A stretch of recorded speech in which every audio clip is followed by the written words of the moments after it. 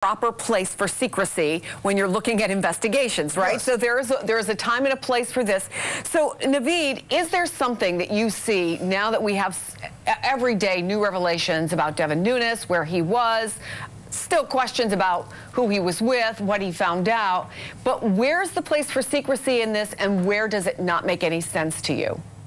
I think David's absolutely right. Look, there has to be trust by the American people, by the public, in the work that the intelligence community does. And the trust is not going to be by exposing the secret stuff that they do. So essentially what Nunes has done and what has happened with the Intelligence Committee in the House is that trust has been broken. Now, you're right. I think that there should be a public forum for this stuff.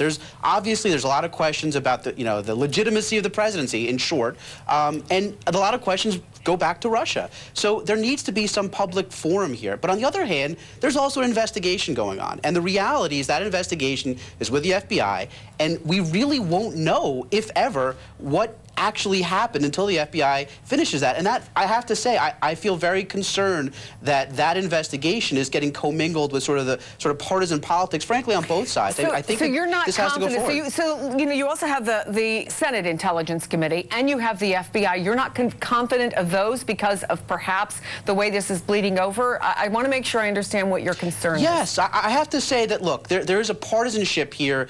And look, what Nunes did didn't help things, but there's a partisanship that has taken over this. At the core of the question here is not just was there collaboration with the Trump campaign, but it's also, what did Russia do? And what can we, and if they did something, which I believe they did, what can we do going forward to ensure that that never happens again? Look, that should be the unifying theme here. You may want to protect the president, you may be a Republican, you may be a Democrat. The core of this is Russia essentially meddled in our most core democratic principle, and I think that they tried to recruit American U.S. persons. That is something that should both horrify and unite Republicans and Democrats alike.